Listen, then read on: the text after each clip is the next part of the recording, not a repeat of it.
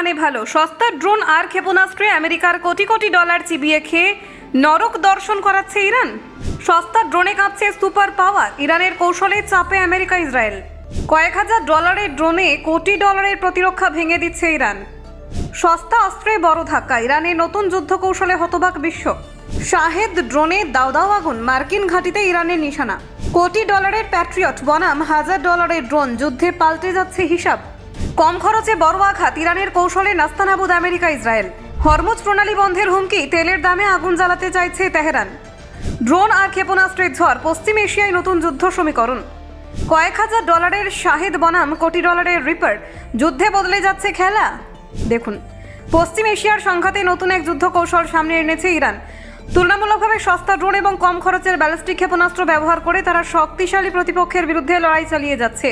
সামরিক বিশ্লেষকদের মতে এই কৌশল মার্কিন যুক্তরাষ্ট্র এবং ইসরায়েলের জন্য বড় চ্যালেঞ্জ হয়ে দাঁড়িয়েছে। বিশ্বের অন্যতম সামরিক শক্তি ইউনাইটেড স্টেটস এবং ইসরায়েলের বিরুদ্ধে এই লড়াইয়ে ইরান কম খরচে বড় ক্ষতি করার কৌশল ব্যবহার করছে। অনেক ক্ষেত্রে কয়েক কোটি ডলারের প্রতিরক্ষা ব্যবস্থা ভেদ করে সস্তা অস্ত্র দিয়ে আঘাত হানার ঘটনায় আন্তর্জাতিক মহলে আলোড়ন তৈরি হয়েছে। পশ্চিমী গণমাধ্যমের প্রতিবেদন অনুযায়ী যুক্তরাষ্ট্র এই যুদ্ধে বহুল পরিমাণে টমাহক ক্রুজ ক্ষেপণাস্ত্র এবং প্যাট্রিয়ট আকাশ প্রতিরক্ষা ব্যবস্থার ইন্টারসেপ্টর ব্যবহার করেছে। প্রত্যেকটা ক্ষেপণাস্ত্রের দাম আনুমানিক 10 থেকে 30 লক্ষ ডলারের মধ্যে। অন্যদিকে ইরান অনেক কম খরচে ব্যালিস্টিক ক্ষেপণাস্ত্র তৈরি করছে। প্রত্যেকটা ক্ষেপণাস্ত্র তৈরিতে তাদের খরচ প্রায় 8 থেকে 10 লক্ষ ডলার। এই খরচের বৈষম্য যুদ্ধক্ষেত্রে বড় প্রভাব ফেলেছে বলে মনে করছেন বিশ্লেষকরা। ড্রোনের ক্ষেত্রেও একই ছবি দেখা যাচ্ছে। মার্কিন বাহিনীর কাছে রয়েছে উন্নত মানের MQ-9 রিপার ড্রোন, যার দাম প্রায় 3 কোটি ডলার। এই ড্রোন হেলফায়ার ক্ষেপণাস্ত্র বহন করতে সক্ষম এবং বিভিন্ন অভিযানে ব্যবহার করা হয়। এর বিপরীতে ইরান ব্যবহার করছে তুলনামূলকভাবে অনেক সস্তা কামিকাজে বা আত্মঘাতী ড্রোন। শাহেদ নামের এই মানববিহীন উড়ুক্কু যান তৈরি করতে তাদের খরচ মাত্র 30 থেকে 50 হাজার ডলারের মধ্যে বলে জানা গেছে।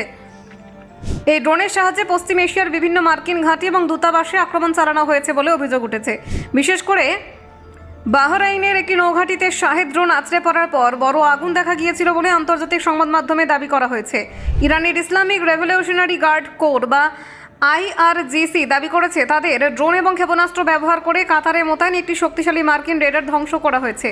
এই রেডারটির নাম ANFPS-132 এবং এর পাল্লা প্রায় 5000 কিলোমিটার। সামরিক বিশেষজ্ঞদের মতে এই ধরনের রেডার যুক্তরাষ্ট্রের জন্য অত্যন্ত গুরুত্বপূর্ণ। এর মাধ্যমে বিশাল এলাকা জুড়ে নজরদারি চালানো সম্ভব। তাই এত বড় প্রযুক্তি ধ্বংস হওয়ার কৌশলের দিক থেকে উল্লেখযোগ্য ঘটনা বলে মনে করা হচ্ছে। ব্যুরো রিপোর্ট, অজানার দেশে।